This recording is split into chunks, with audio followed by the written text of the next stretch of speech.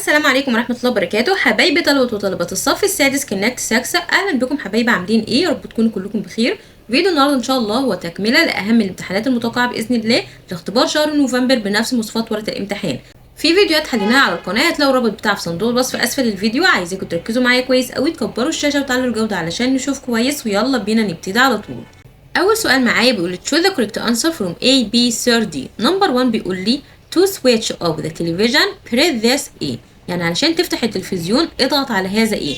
project مشروع، ولا جايد، ولا trip رحلة، ولا button يعني زرار، طبعا button أو button.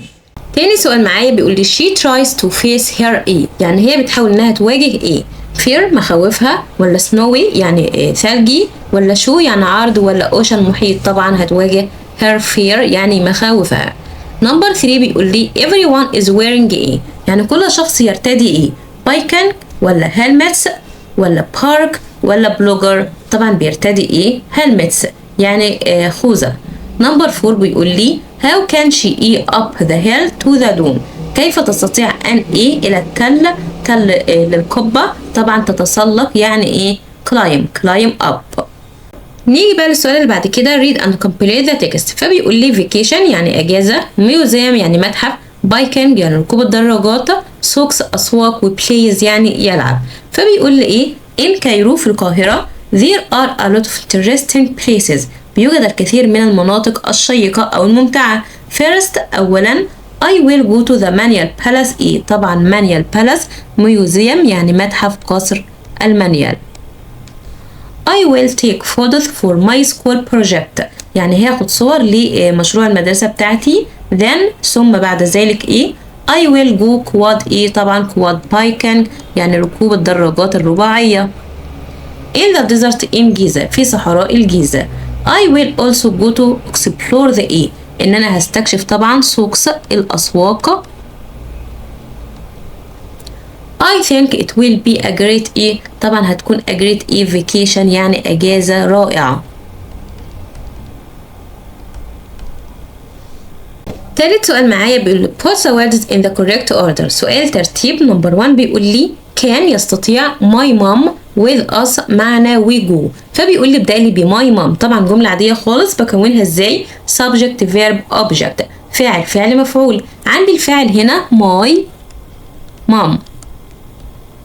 my mom ايه؟ كان تستطيع، طبعا كان بيجي وراها الفعل في المصدر، فهنقول كان جو تستطيع ان تذهب with us معنا، يبقى my mom can go with us. نمبر 2 بيقول لي time وقت، will what meet us يقابلنا we. فبيقول لي ابدأ لي بوات، طبعا ده سؤال بكونه ازاي؟ أداة استفهام، فعل مساعد، فاعل، فعل أصلي، التكملة. طيب أداة الاستفهام هنا عندي what هتبقى what time يعني ما الوقت what time. فين الفعل المساعد؟ will.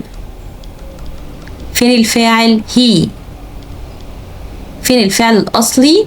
meet us. نكمل يبقى what time will he meet us يعني ما الوقت الذي سيقابلنا فيه. نمبر 3 بيقول لي excited يعني متحمس. she very is، طبعا جملة سهلة جدا. she is very excited يعني هي متحمسة جدا. بعد كده بيقول لي read and write the correct form of the words between brackets. عايز نصحح الكلمة اللي ما بين القوسين. فبيقول لي ايه؟ if it raining I use my umbrella. طبعا هتكون ايه؟ it rains مضارع بسيط وزودت هنا s ليه؟ لان عندي الفاعل مفرد it. نمبر 2 بيقول لي I go to my school at the morning. ينفع نقول at the morning ولا بنقول in the morning في الصباح in the morning. بعد كده بيقول لي punctuate with the following sentence.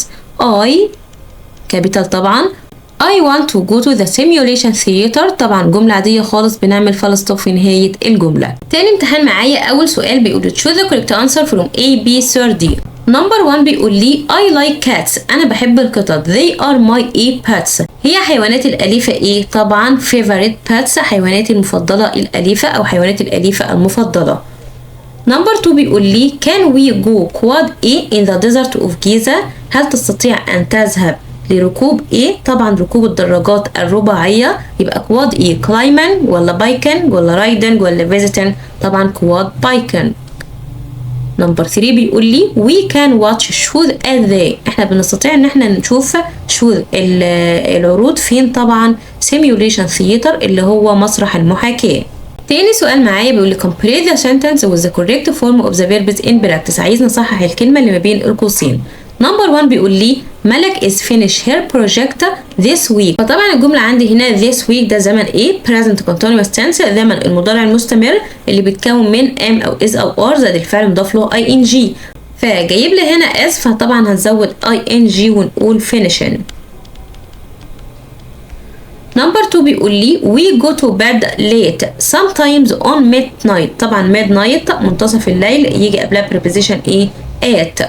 نمبر 3 بيقول لي we had science class، يعني احنا عندنا حصة علوم in Monday ولا on Monday؟ طبعا on Monday في يوم الاثنين.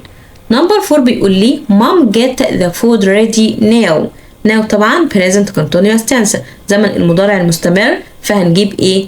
am او is او are زائد الفعل مضاف له ing، فعندي هنا السبجكت مفرد، فلما بيكون الفعل مفرد بنجيب am ولا is ولا are؟ طبعا is، وبنزود الفعل ing فنقول getting. وطبعا هنا ضاعفت التي ليه؟ لان الحرف الاخير ساكن وقبليه حرف متحرك، بنعمل ايه؟ بنزود كمان تي او نزود الحرف الاخير كمان ونزود ing. نمبر 5 بيقول لي you can tell me if you need anything، يعني تستطيع ان تخبرني لو احتجت اي شيء، فطبعا عندي كان بيجي بعدها الفعل في المصدر من غير اي اضافات فاقول tell.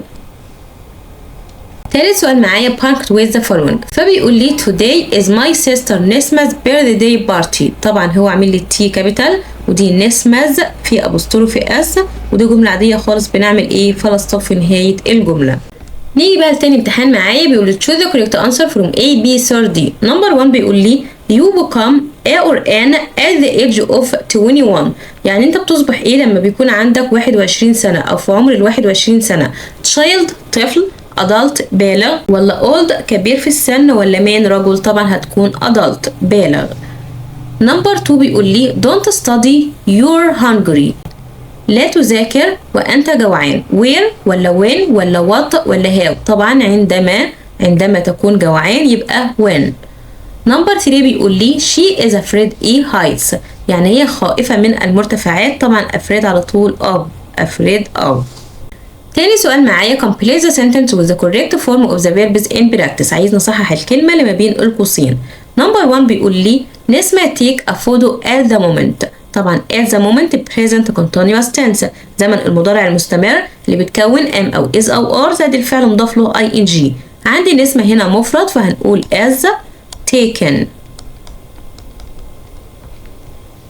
نمبر 2 بيقول لي they went on a trip to the Red Sea at spring، ينفع نقول at spring؟ طبعا لأ in spring في الربيع.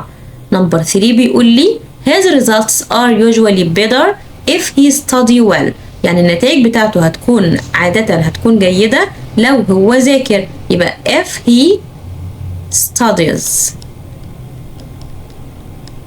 زودنا اس ليه؟ لان عندي هنا الفاعل هنا مفرد فهنجيبها ايه؟ فهنزود اس، وطبعا هنا مضارع بسيط والجزء التاني مضارع بسيط.